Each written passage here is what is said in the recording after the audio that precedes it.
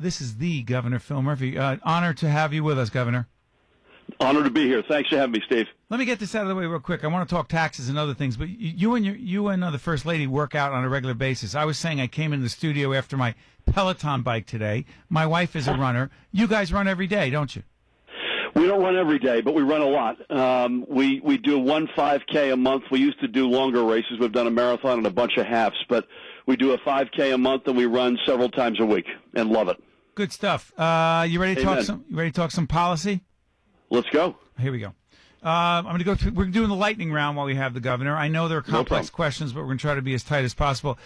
Is marijuana going to be legalized in the state of New Jersey in the next 6 months to a year? I think if you say to a year, the answer is yes. At worst, I think it'll be on a referendum question in November of next year. But I hope like heck we can get something done in the so-called lame duck session, which would be after the elections in early November and before the end of January. The status quo, Steve, you and I have talked about it, is completely unacceptable. I get there based on social justice. 600 people will be arrested this week, plus or minus. Most of them will be persons of color. Completely unacceptable. The status quo is not working. So the answer is I'm optimistic, but I sure as heck hope it's sooner than later. Do this real quick. The new Green Deal, I know you're not on the federal level, but as an elected official, but you understand this whole issue of climate change, and you've been very involved in it. Do you like the essence of what the new Green Deal is that some of the Democrats running for president are advocating? Listen, honestly, I spend a lot, I don't spend as much time looking at the crossing T's and dotting I's of the federal stuff in terms of what's being proposed as much as the general direction. The general direction I endorse, but we got to do it responsibly. We've got a 100% clean energy goal for the year 2050. We're doing an enormous amount of on offshore wind, solar, community solar. We rejoined, we've signed up for the Paris Accords. We rejoined the regional greenhouse gas initiatives. We've banned offshore oil and gas drilling. I think all of those are consistent with a smart green economy, and I hope people will look at that and say, you know what, New Jersey's leading the way. Good stuff. By the way, Governor, we have some breaking news I just want to share with you. I know you didn't expect this. My wife just texted me, Jennifer just texted me to tell us that our 17-year-old son, Nick, who turned 17 today, he just passed his driving test, which he was freaking out over. Governor, could you give him a shout-out? Nick, congratulations, man. That's a huge day in anybody's life, and certainly in a 17-year-old, and happy birthday to boot. Congratulations. Thanks so much. I shared before that it took me 5 times. Never mind. I don't want to get to that, Governor. Hey, Governor, tax policy real quick. I want to know if you in any way want to change this quote or say that you were misquoted or just put it in context.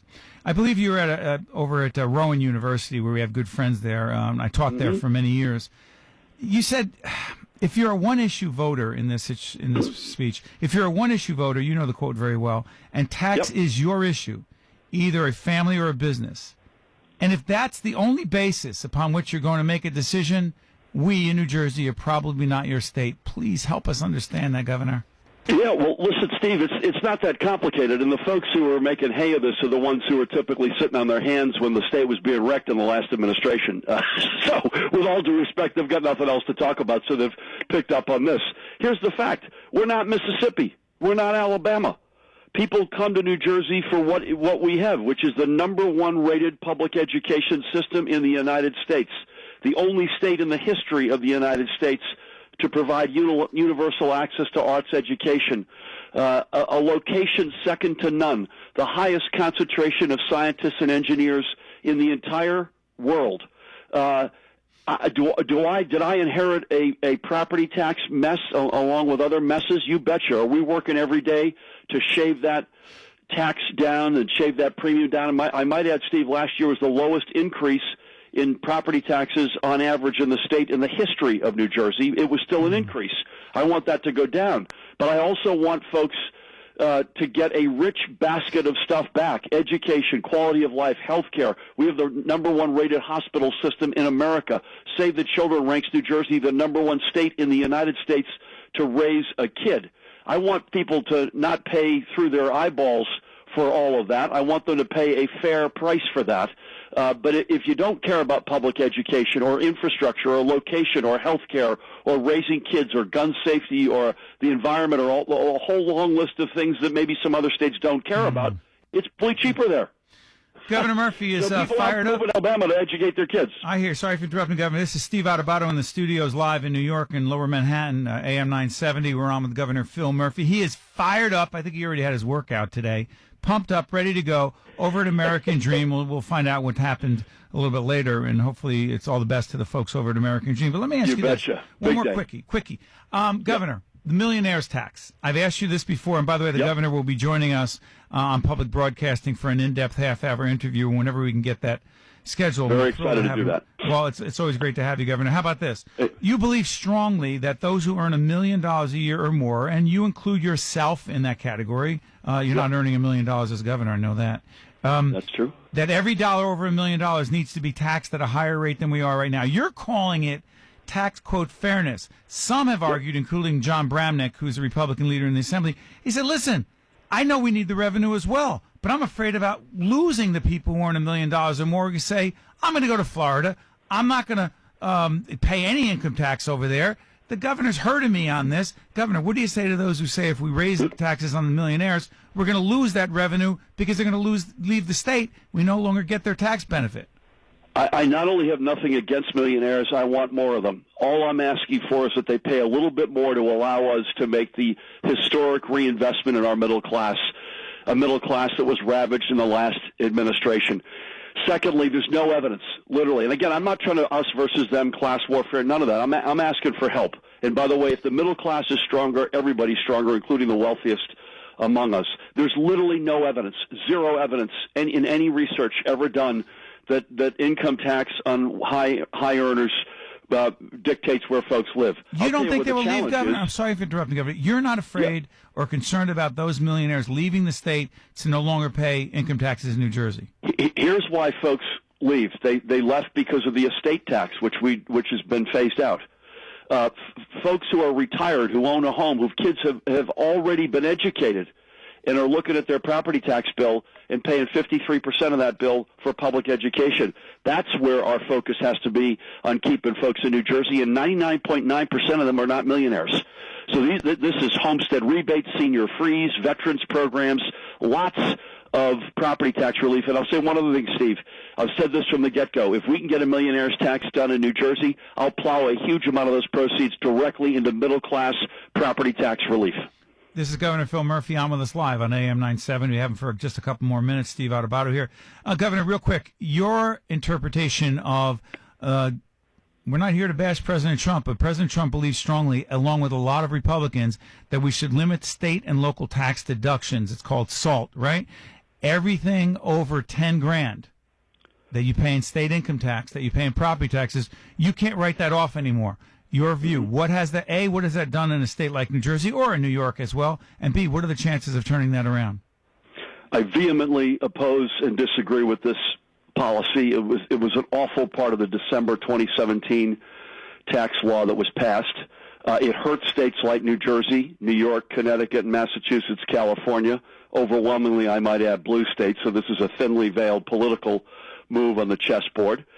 We haven't seen, thank God, we have not seen a big shift yet in people's behavior in terms of home ownership. We still have a very hot real estate market. And again, that's largely folks coming here who are working full-time, educating their kids, trying to get to work, to and from work safely and soundly, which is why we have to fix NJ Transit. And we will if it kills me, which it might. And the odds of overturning it, we need a new president and a Congress that's on our side. And if we get that, I'm highly confident we will overturn it because it's awful public policy. Last question, Governor. There are a lot of folks who agree and a lot of folks who disagree with you. A lot of folks who agree with me and a lot of folks who disagree with me on the air. But I'm going to say this. I have been harping for 2 days here on AM 970 about the need to, while we disagree with each other on some issues, we need to be more civil and respectful of each other. No name calling, no blaming, no pointing fingers, no saying you're not American, saying you're the enemy of whomever. Am I overrating this need or making this too big a deal to be civil and respectful to each other, Governor Phil Murphy? You're not. I mean, Steve, first of all, I know you well enough to say you're one of the really good guys, and I know you believe what you've just said. Here's the problem I have, is our president has given a permission slip through his words and to some extent his actions to folks who are at the fringes. But we, and they now feel like we can't blame him for all this, Governor, right? We can't, but we can allow him for creating an environment. It's an environment in which bad behavior is unfortunately on the rise. Anti-Semitism, right-wing behavior, and just pure, plain and simple, vanilla, day in and day out, us versus them stuff, particularly based on religion or color of skin or gender or race. And I join you in begging and pleading all of us to come back and use our words and our actions to unite. Finally, I'm going to give you a shout out for our good friend Joe Piscopo, who hosts this show on a regular basis. He's over in Italy right now. He wanted to say, Al, and let me get this straight out. He said, tell the governor, thank you for helping to bring the film industry back to New Jersey, some of the tax credits. That's correct. Piscopo may not agree with you on a lot of other issues, particularly taxes, but he thought that was a big thing. I just want to say that, Governor. Joe is a good guy, and it is a big deal. The film and TV business in New Jersey is booming, and that's because of the tax credit, because of our talent, our location, and it's never been stronger, and that's something we can look forward to for years to come. You've been listening to Governor Phil Murphy, the great state of New Jersey. This is Steve Adubato with Al and the team here in the studio at AM970. Joe will be back next week's Governor. I know you're at American Dream today. We're going to do a follow-up story on that as well. We look forward to seeing you in our studio at Public Broadcasting. Most importantly, thanks for taking the time to talk to the great audience here at AM970, The Answer. Steve, always a pleasure. Thank you, sir.